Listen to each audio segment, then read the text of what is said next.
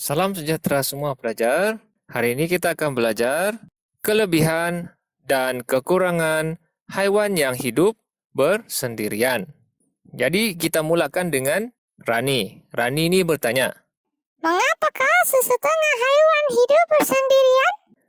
untuk mengatasi masalah sumber makanan yang terhad dan untuk mengurangkan persaingan mendapatkan pasangan. Kita lihat situasi yang pertama ini.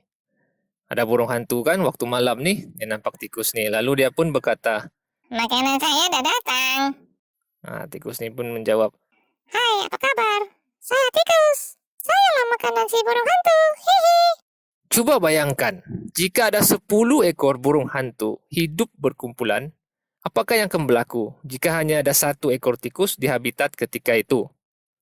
Akan berlakulah persaingan yang sengit, di mana kesemua burung hantu akan berebut. Maka hanya ada seekor saja yang dapat makan. Yang lain akan cedera, kelaparan, dan mati. Maka karena itu, burung hantu ini hidup secara bersendirian. Bagi mengelakkan persaingan memburu makanan sesama sendiri ataupun dengan haiwan lain. Burung hantu aktif berburu pada waktu malam. Apabila burung hantu ini hidup bersendirian, dia mudah untuk mendapatkan makanan dan tidak perlu berkongsi dengan burung hantu lain ataupun haiwan lain. Okey, seterusnya, situasi yang kedua, panda sedang makan bulu. Untuk memenuhi keperluan makanan, saya perlu makan daun bulu ini dengan banyak. Panda makan sepanjang hari ataupun 12 jam. Maksudnya dia makan saja kerjanya. 11 kilogram hingga 38 kilogram bulu setiap hari untuk seekor. Bayangkan berapa banyak dia perlu makan tuh. Dan selebihnya masa digunakan untuk tidur, untuk menjimatkan tenaga lah. Jika panda ini hidup berkumpulan, maka makanan yang ada mungkin tidak cukup untuk setiap panda. Oleh yang demikian, sumber makanan yang terhad menyebabkan panda ini hidup bersendirian bagi mengelakkan persaingan untuk mendapatkan makanan. Situasi yang ketiga, harimau bintang. Saya suka makan hewan lain sebab saya hewan karnivor. Saya juga makan burung panda. Betul tak? Betul. Harimau bintang memerlukan kawasan yang luas, lebih kurang 10 km persegi, untuk mendapatkan makanan atau pasangan. Biasanya harimau bintang ni dia gemar mencari makanan di waktu malam.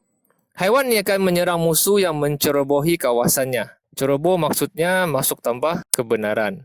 Jadi bila dia ada kawasannya sendiri, maka dia tidak perlu berebut dengan spesiesnya ataupun haiwan lain.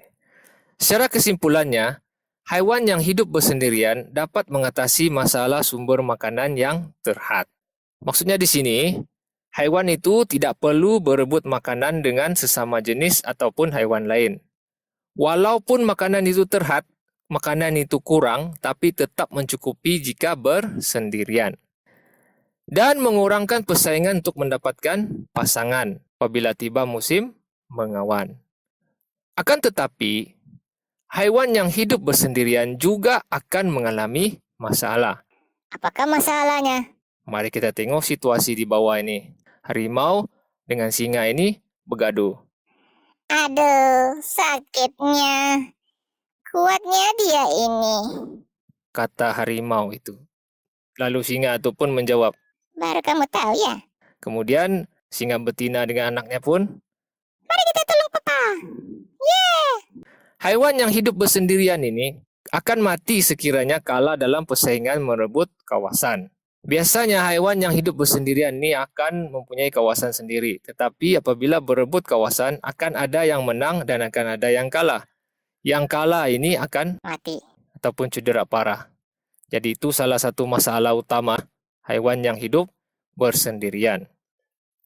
Fakta, secara umumnya peluang untuk harimau menewaskan singa sebenarnya lebih besar jika bersaing 1 lawan 1. Kenapa? Saiz harimau lebih besar dan harimau lebih kuat.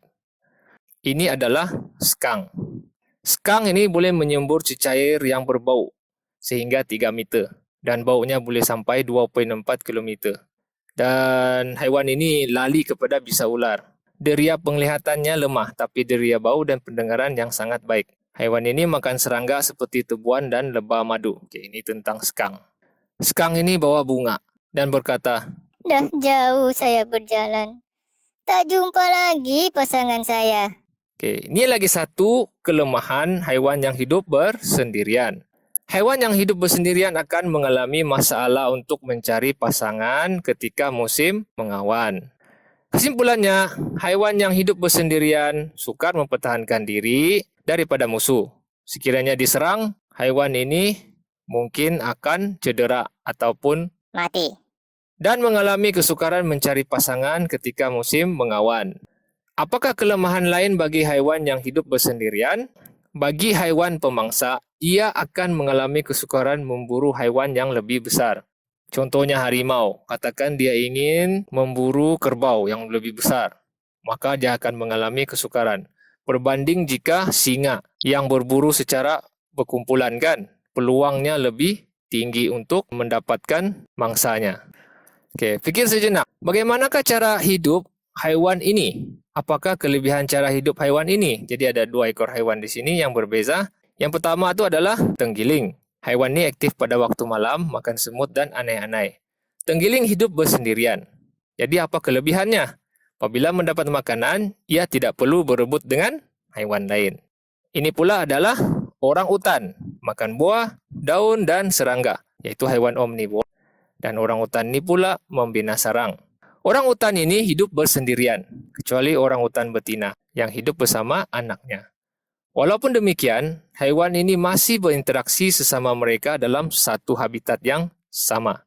Apakah kelebihannya? Boleh mendapatkan makanan yang secukupnya dan mudah mencari pasangan. Jadi itu saja kelas kita untuk hari ini. Selamat belajar.